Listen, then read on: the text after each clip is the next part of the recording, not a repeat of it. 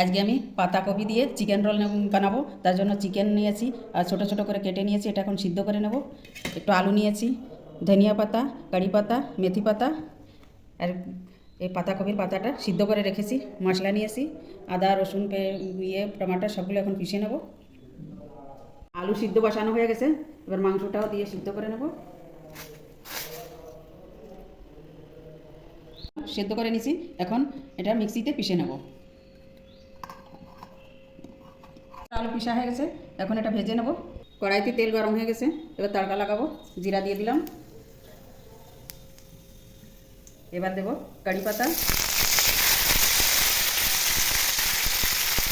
এবার এতে মশলা দিয়ে দেবো।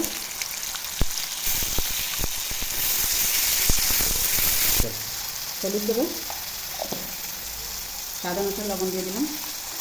এবার এতে একটু গরম মশলা দিয়ে দেবো। গরম মশলা দিলাম, মশলাটা ভালো করে কষিয়ে নেব। মশলাটা হালকা কষানো হয়ে গেছে, লঙ্কা গুঁড়ো দিয়ে দিলাম। এবার মাংসটা দিয়ে দেবো। এবার মাংসটা দিয়ে দিলাম। মাংসর সঙ্গে মশলাটা ভালো করে কষিয়ে নেব। মাংসটা মশলা দিয়ে ভালো করে কষানো হয়ে গেছে, এবার ধনিয়া পাতি দিয়ে নামিয়ে নেব। নিয়েছি, এবার পাতাকপির পাতা দিয়ে এভাবে রোল বানিয়ে নেব।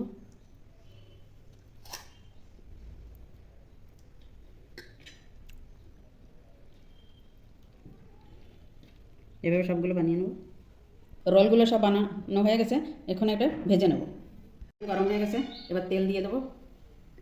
তেল গরম হয়ে গেছে, এবার এক একটা করে এভাবে করে দেবো।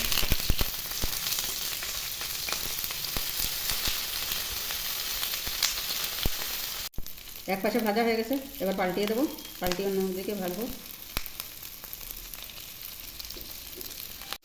রোলটা ভাজা হয়ে গেছে, এবার তুলে নেব।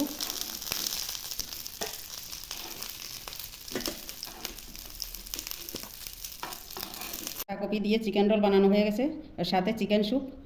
কেমন লাগলো বলবেন। আমার ভিডিও যদি ভালো লেগে থাকে লাইক করবেন, শেয়ার করবেন, সাবস্ক্রাইব করবেন। নমস্কার।